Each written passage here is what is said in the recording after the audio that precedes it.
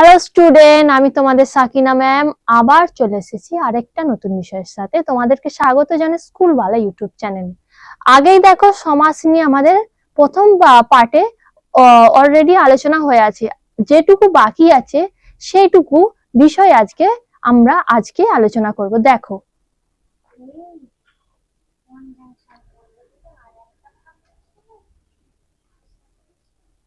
দেখো ভাষা চর্চা তো আমরা বলেইছি, তোমাদের এই যে ব্যাকরণ পাঠটা সেটা ভাষা চর্চার মধ্যে হয়ে আছে। দেখো আগে কি আলোচনা করেছি, সমাস কাকে বলে, সন্ধি সমাসের পার্থক্য, দেখো তার মধ্যে কিছু কিছু সমাস নিয়েও আলোচনা করেছি। এবার বাকি যেগুলো আছে, যে ভাগগুলি আছে সেগুলি আজকে আলোচনা করব। কি আছে দেখো, বহুব্রীহি সমাস। কি আছে? বহুব্রীহি। কি বলছে এখানে? যে দুটি পদের সমাস হয়, সমাসবদ্ধ পদে তাদের কোনোটিকে না বুঝিয়ে তৃতীয় কোনো ব্যক্তি বা বস্তুকে বোঝালে বহুব্রীহি সমাস হয়। মনে করো একটা আমার সমাস দেওয়া, একটা পদ দেওয়া থাকবে, একটা পুরো মনে করো একটা পদ আছে, দুটি পদ আছে, তো তাদেরকে আমি যখন যুক্ত করব, তাদেরকে একটা ব্যাস বাক্য দ্বারা যখন আমরা একটা বাক্য বানাবো, তখন কি হবে, সেই বিষয়টিকে না বুঝিয়ে কি হবে, তার একটা অন্যই একটা অর্থ সৃষ্টি হবে, তখন তাকে আমরা বলবো বহুব্রীহি সমাস। তো এখানে একটা অলরেডি একটা উদাহরণ দেওয়া আছে। দেখো কি বলেছে, যে বিনা পানিতে যার। যে বিনা পানিতে যার কি বলা হচ্ছে? বিনা পানি। এখানে বিনা পানিতে যার, যে বিনা বা পানি মানে হচ্ছে হাত। কি বোঝায় এখানে? হাত বোঝানো হয়। কিন্তু এখানে কি হচ্ছে, হাতকে না বুঝিয়ে বিনা পানি অর্থে কি বলা হয়েছে? দেবী সরস্বতীকে বোঝানো হয়েছে। আমরা দেখবে দেবী সরস্বতীর যখন করে বিনা পানি বলা হয়, কারণ দেখবে দেবী সরস্বতী কি করে, তিনি মানে তার হাতে কি থাকে, একটা বীণা থাকে, যেটা কি হয় আমরা যখনই যখন মূর্তিটা দেখি এটা লক্ষ্য করে থাকি। তো এখানে কি হচ্ছে, যেটা হাত না বুঝিয়ে যে বিনা পানি মানে দেবী সরস্বতীকে বোঝানো হয়েছে। যে দুটি পদের সমাস হবে, সেই দুটি পদের একই বিভক্তি হলে সমান অধিকরণ, যেখানে দেখো সমান যুক্ত অধিকরণ, এই অধিকরণটা কি? বিভক্তি। তো এখানে কি হচ্ছে, সমান অধিকরণ, বহুব্রীহি সমাস বলা হচ্ছে তাকে এই ধরনের। তারপরে দেখো এক্ষেত্রে পূর্বপদটি বিশেষণ, যে আগে যে পদটি থাকবে সেটা হবে বিশেষণ, আর যেটা পরে থাকবে সেটি হবে বিশেষ্য। যেমন বহুব্রীহি, এখানে ব্রীহি মানে কি? ধান। বহুব্রীহি যার, তাকেই বলা হচ্ছে বহুব্রীহি। নদী মাতা যার, তাকেই বলা হচ্ছে নদী মাতৃক। সমান অর্থ যাদের, তাকেই বলা হচ্ছে সমার্থক। তারপরে দেখো এখানে যে দুটি পদের সমাস হবে, সেই দুটি পদের বিভক্তি আলাদা বা বিভিন্ন হলে তাকে কি বলা হচ্ছে? ব্যাধিকরণ। যদি তাদের কি হবে, তাদেরকে হচ্ছে বিভক্তি আলাদা ও বিভিন্ন হলে তাকে কি হবে বলা হচ্ছে? ব্যাধিকরণ। যেমন দেখো বি, এটি কি? বিভাগ। আর অধিকরণ, এটি হলো বিভক্তি, তাকেই বলা হচ্ছে ব্যাধিকরণ। এতে দুটি পদই বিশেষ্য এবং যে কোনো একটি পদে কি হবে, এ বিভক্তি লক্ষ্য করা যায়। মানে দুটি পদই কি হবে? বিশেষ্য হবে। দুটি পদ কি হবে? বিশেষ্য। কি বিভক্তি লক্ষ্য করতে পারবে এখানে? এ বিভক্তি। যেমন দেখো নীল কণ্ঠে যার, এখানে দেখো নীল কণ্ঠ, কণ্ঠ মানে কি? এখানে গলাকে বোঝানো হচ্ছে। নীল মানে কি? একটা রং। তো কি বলে, এই নীলকণ্ঠ মানে কি? শিবকে বোঝানো হয়। কিন্তু দেখো এখানে কি হলো, একটা সম্পূর্ণ আলাদাই অর্থ বোঝানো হলো। তারপরে দেখো পাতায় বাহার যার, এই যে পাতা বাহার, পাতা বাহার মানে এখানে গাছ, পাতাযুক্ত গাছকে বোঝানো হয়েছে। এই দেখো শুল পানিতে যার, এখানে কি হচ্ছে? শুল মানে কি? ত্রিশূল। এই পানি মানে কি? হাতে। তো শুল পানি মানে কাকে বোঝানো হচ্ছে? শিবকেই বোঝানো হচ্ছে, কারণ শিবের হাতেই তো ত্রিশূল থাকে। তারপরে দেখো শশ অঙ্কে যার, শশ অঙ্কে শশাঙ্ক, এই শশাঙ্ক মানে কি? শশাঙ্ক মানে চাঁদ। তারপরে দেখো কি আছে, মধ্যপদলোপী বা উপমাত্মক বহুব্রীহি। এক্ষেত্রে ব্যাস বাক্যে ব্যাখ্যামূলক পদলুপ্ত এবং উপমা বোঝানো হয়ে থাকে। মানে কি হচ্ছে, যে ব্যাস বাক্যে যে পদটা থাকবে সেটা লোপ পাবে, আর কি বোঝানো হবে? উপমা বোঝানো হবে। যেমন কিছু উদাহরণ দেওয়া আছে, দেখো চুল ছিঁড়লে যতটা সূক্ষ্ম হয় ততটা সূক্ষ্ম হয়ে যায়, তাকে কি বলা হচ্ছে? চুল ছেঁড়া। ডাকাতের বুকের মতো বুক যা, তাকে কি বলা হচ্ছে? ডাকা বুকো। তাহলে বোঝাই যাচ্ছে দেখো যে মধ্যপদটা যেটা রয়েছে সেটা কি হচ্ছে, লুপ্ত হয়ে যাচ্ছে। আর এই যে উপমা মানে একটা কি, এই তুলনা বোঝানো হচ্ছে একটা। তারপরে কি বোঝানো হচ্ছে দেখো, ব্যতিহার বহুব্রীহির ক্ষেত্রে, ব্যতিহার বহুব্রীহি, ব্যতিহার মানে কি বলা হয়েছে এখানে, এক জাতীয় কাজের পারস্পরিকতা বোঝাতে একই বিশেষ্য পদে বিতরের ব্যবহার হয়ে থাকে। মানে বুঝতে একই বিশেষ্য পদ থাকবে।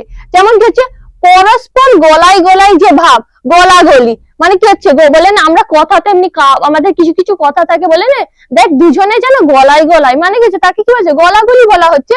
পরস্পর হাতে হাতে যে যুদ্ধ, হাতাহাতি, আমরা আমরা যখন দেখবো দুজনে যে হাতাহাতি ডাইরেক্ট মারামারি করে, যখন হাতের ব্যবহার হচ্ছে মারামারির মধ্যে, যুদ্ধের মধ্যে, তখন তো আমরা বলে থাকি, দেখে যখন বলি দেখ হাতাহাতি মারামারি করছে, তো এটাই হচ্ছে পরস্পর হাতে হাতে যে যুদ্ধ হচ্ছে তাকেই বলা হচ্ছে হাতাহাতি।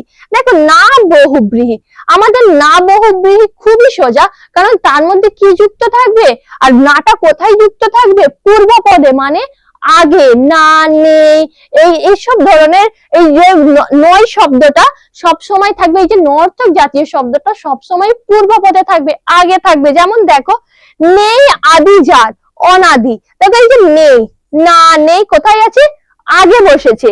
নেই দয়া যার, নির্দয়, দেখো কোথায় বসেছে, আগে বসেছে। নেই অন্ত যার, অনন্ত। নেই ভেজাল যাতে, নির্ভেজাল। বুঝতেই পারছো তাহলে যে নেইটা কোথায় বসেছে, আগে বসেছে, সব সময় কি হবে, পূর্বে বসবে। এখানে দেখো দ্বিগু সমাস, দ্বিগু সমাসে কি বলা হয়েছে, যে সমাসে পূর্বপদ সংখ্যাবাচক বিশেষণ, কি কোন জিনিসকে ইঙ্গিত করবে, পূর্বপদ একটা সংখ্যাকে ইঙ্গিত করবে, আর এই সংখ্যাটা কি হবে, একটা বিশেষণ জাতীয় কাজ করবে, গুণ হিসেবে কাজ করবে। এবং উত্তর পদ কি হবে, বিশেষ্য হবে, একটা নাম হিসেবে কাজ করবে। তারপরে কি হচ্ছে, এবং সমাসবদ্ধ পদে সমাহার বোঝাবে, কি থাকবে শেষে সবসময় এই যে সমাহার আছে, এটা আমরা দেখতে পাবো যখন আমরা সমাসটাকে ভাঙবো। তাকেই কি বলা হচ্ছে, তাকেই বলা হচ্ছে দ্বিগু সমাস। এখানে উত্তর পদের অর্থই প্রধান, যে পরে যে পদটা থাকবে সেটাই হচ্ছে প্রধান। দ্বিগু সমাস দুই প্রকার, কি হচ্ছে, তদ্বিয়ার্থক আর সমাহার।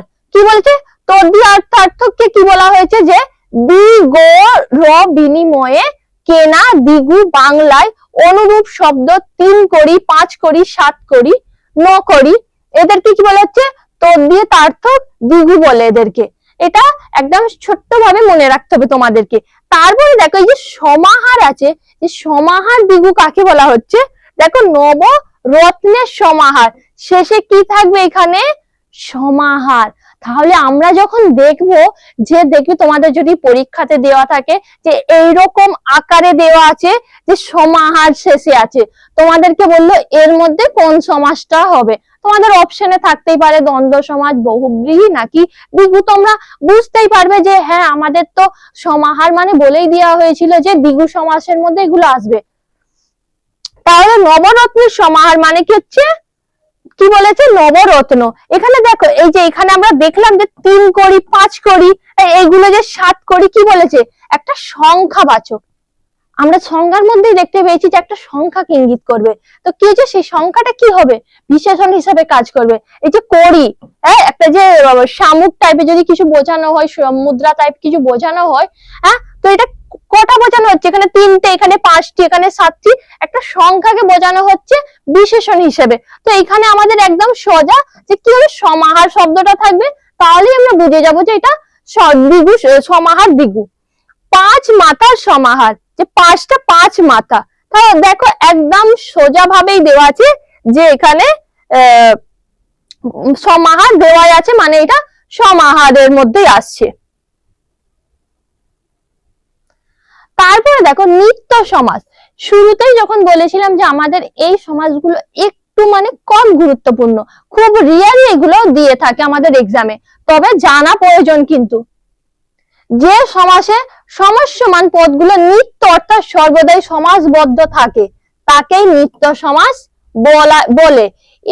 তাই এর কোনো ব্যাস বাক্য হয় না। একে ভাঙবো যে দিয়ে, মতো দিয়ে, সমাহার দিয়ে, যার, এই শব্দ আমাদেরকে ভাঙতে হয় না নিত্য সমাসকে। কি হচ্ছে, এতে স্বপদ অর্থাৎ সমাসের নিজের পদ ব্যবহৃত হয় না বলে এর অন্য নাম কি হচ্ছে, অসপদ বিগ্রহ নিত্য সমাস। মানে এর একটা দেখো, একটা কোনো এর মধ্যে কোনো একটা যে ভাঙবো যে ব্যাস বাক্য নেই বলে এর আরেকটা নাম রয়েছে। বুঝতেই পারছো যে আমাদের সংজ্ঞার মধ্যেই দেখো দিয়ে দিয়েছে, যাতেই বোঝা যায়। নিত্য সমাস কোনো স্বতন্ত্র সমাস নয়, ব্যাস বাক্যহীন যে কোনো সমাসকেই নিত্য সমাস বলা যায়। এই সমাসের ব্যাস বাক্য তৈরি করতে হলে অন্য পদের প্রয়োজন হয়।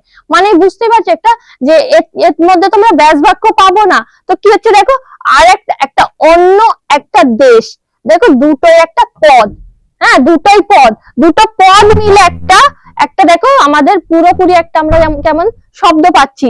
দেখো অন্য দেশ, দেশান্তর, এর মধ্যে দেখতে পাচ্ছ যে আছে অন্য যে দেশ, অন্য যার দেশ, এসব কিচ্ছু আছে? কিচ্ছু নেই, কিন্তু ডাইরেক্ট কি আছে, অন্য দেশ, তাকেই বলা হচ্ছে দেশান্তর। কেবল কণিকা, কণিকা মাত্র, দেখো একই ভাবে দেওয়া আছে। অন্য মত, মতান্তর, কেবল জল, জল মাত্র। বোঝাই যাচ্ছে তাহলে যে নিত্য সমাসে কোনো ব্যাস বাক্যের প্রয়োজন হয় না। তারপরে দেখো অলোপ সমাস। এই যে লোপ, এই লোপটা মানে কি, লুপ্ত, ধ্বংস, নাশ। মানে কি হবে, যেটা ও আছে মানে হবে না, যেটা লুপ্ত হবে না, যেটা লোপ হবে না। সমাসবদ্ধ পদে পূর্ব পদে বিভক্তি লোপ না পেয়ে তা যখন সমাসবদ্ধ পদে থেকে যায় তাকেই বলা হচ্ছে অলোপ সমাস বলা হচ্ছে। এখানে কি হচ্ছে, অলোপ হচ্ছে কি লোপ না পাওয়া। আগেই বললাম আমি যে যেটা লোপ পাবে না, অ মানে কি, না কে ইঙ্গিত করে এখানে। তাই অলোপ সমাস কোনো স্বতন্ত্র সমাস নয়, যে সমাসে সমস্যমান পদের বিভক্তি লোপ পায় না তাকেই সেই সমাসের অন্তর্গত অলোপ সমাস বলা হয়। দেখো এখানে কি বলা হয়েছে, অলোপ দ্বন্দ্ব, কি বলা হয়েছে, ঘরে ও বাইরে, এখানে দ্বন্দ্ব সমাস হয়েছে, কিন্তু কিছু কি হচ্ছে, সবটাই কেমন দেখো লোপ পায়নি, অলোপ আছে। এখানে দেখো অলোপ করণ তৎপুরুষে কি বলেছে, তেল দ্বারা ভাজা। দেখো এই দ্বারা যেহেতু বলেছে মানে করণ, আর এখানে কিছু লোপ পাচ্ছে না বলে এই জন্য কি হচ্ছে, দেখো তেলে ভাজা ডাইরেক্ট আছে, ওই জন্য এটা অলোপের মধ্যে আসছে। দেখো অলোপ নিমিত্ত তৎপুরুষ, এই নিমিত্ত মানে কি, হয় জন্য থাকবে নয় নিমিত্ত থাকবে, আর কিন্তু সেটা কি হবে, সেটা লোপ পাবে না। তো কি হচ্ছে, মুড়ির জন্য চাল, কি হচ্ছে মুড়ির চাল। তাহলে এটা মুড়ির চাল, বুঝতেই পারছো জন্যের জন্য কি হয়েছে, নিমিত্ত হয়েছে। পেটের জন্য খোরাক, পেটের খোরাক, তো বোঝাই যাচ্ছে দেখো কিছু কিন্তু লোপ পাচ্ছে না এখানে।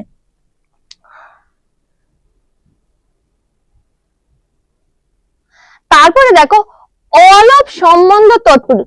সম্বন্ধ তৎপুরুষ মানে কি, যেখানে আমরা জানি শেষে কোন বিভক্তি দেখতে পাওয়া যায়, র বিভক্তি। এখানে কি বলেছে দেখো, ভাতৃ, ভাতৃ মানে হচ্ছে ভাতার, পুত্র হচ্ছে ভাতৃস্প, মানে কি হচ্ছে ভাতৃ পুত্র, ভাতৃস্পুত্র। মামার বাড়ি, মামা বাড়ি, দেখো র আছে, এটা মানে কি, এটা মানে হচ্ছে রকেই ইঙ্গিত করছে। তো এখানে কি হচ্ছে, সম্বন্ধ যেহেতু, তো তার জন্য কি হচ্ছে, এই যে র মানে কি আমরা বলেছি না, সম্বন্ধ কারকের মধ্যে যখন আসে, তো এখানেও সম্বন্ধ, এখানে কি বলেছে, লোপ পায়নি বলে, তো এটা হয়েছে অলোপ সম্বন্ধ তৎপুরুষ। অলোপ অধিকরণ, অধিকরণ মানেই জানো কি, আমরা আগেই আলোচনা করেছি। তো এখানে কি বোঝাচ্ছে দেখো, তৎপুরুষ ছাঁচে ঢালা, অঙ্কে কাঁচা, দিনে ডাকাতি, কি হচ্ছে এচড়ে পাকা, অরণ্য রোদন, গোড়ায় গলদ, বাইরে সরল, দুধে আলতা, জলে ডোবা, যুধিষ্ঠির। এখানে কিছু কিছু মানে আমাদেরকে দিয়ে দিয়েছে, তোমরা ভালো করে দেখবে। যদি এখানে তোমাদের কিছু বুঝতে অসুবিধা হয় নিশ্চয়ই জানাবে কমেন্টে। তারপরে দেখো অলোপ উপপদ তৎপুরুষ, কি বলেছে, ক্ষয়ে বা তে চড়ে, যে খেচর, মানে ক্ষয়েতে যে চড়ে, এখানে কিছু লোপ পাচ্ছে না, দেখো এখানে কিছু লোপ পাচ্ছে না। জালে পড়েছে, যা, কি হচ্ছে জালে পড়া, এখানে কি হচ্ছে উপপদ বোঝাচ্ছে, তো এখানে কিন্তু কিছু কি হচ্ছে, লোপ পাচ্ছে না। অলোপ বহুব্রী, কি হয়েছে, গায়ে হলুদ দেওয়া হয় যে অনুষ্ঠানে, গায়ে হলুদ, তো বহুব্রী বোঝাচ্ছে, দেখো এখানে যে আছে যেহেতু। তারপরে দেখো ছাতা মাথায় যার, যিনি, কি হচ্ছে ছাতা মাথায়, তো এখানে বোঝাই যাচ্ছে যে আমাদের দেখো কিছু লোপ পাচ্ছে না, কিন্তু সেই সমাসটাকে ইঙ্গিত করছে বলে সব জায়গায় দেখো একটা সম্বন্ধতে বোঝাচ্ছে, একটা অধিকরণকে বোঝাচ্ছে, একটা উপপদকে বোঝাচ্ছে, একটা বহুব্রীকে বোঝাচ্ছে। বোঝাই যাচ্ছে তাহলে আমাদের দেখো লেখার মধ্যে পুরোপুরি এটা বোঝা যাচ্ছে। তারপরে দেখো কি আছে, দেখো বাক্যাশ্রয়ী সমাস। বাক্যাশ্রয়ী সমাসে কি বলা হয়েছে, বাক্য বা বাক্যাংশ যখন সমাসবদ্ধ পদ রূপে ব্যবহৃত হয় তখন তাকে বাক্যাশ্রয়ী সমাস বলে। কি বলা হচ্ছে, বাক্য বা বাক্য যখন সমাসের মতো কাজ করে তখন তাকে বলা হচ্ছে বাক্যাশ্রয়ী সমাস। যেমন হচ্ছে দেখো, যেমন বসে আঁকো প্রতিযোগিতা, সব পেয়েছি দেশ, তারপর নব জলধর পটল সংযোগ, তারপর হচ্ছে কোন ছেঁড়া মলাটওয়ালা, বেশ একটু রোগা গোছর, তারপর হচ্ছে বেশ একটু রোগা গোছের, দশের ইচ্ছা বোঝাই করা, জীবনখানা, সবুজ বাঁচাও কমিটি। দেখো এখানে কিছু কিছু আমাদের কথা দিয়ে রেখেছে, কারণ এইগুলো কি হচ্ছে আমাদেরকে সেইভাবে জানতে হয় না, আমরা একটু অল্প জেনে রাখলে তার জন্যই কিন্তু যথেষ্ট। আজকে তাহলে আমার এই ভিডিওর মধ্যে সমাসটা পুরোপুরি শেষ হয়ে গেল। যদি সমাসে কোনো কিছু প্রবলেম থাকে, কিছু বুঝতে যদি অসুবিধা হয়, একদম কমেন্টে গিয়ে কমেন্ট করে জানাবে, তাহলে আমি সেটা তোমাদের সলভ করে দেব। আজকের জন্য এতটুকুই, আবার দেখা হবে তোমাদের সঙ্গে অন্য আরেকটি ভিডিওর সাথে। ভালো থাকবেন, থ্যাংক ইউ সো মাচ।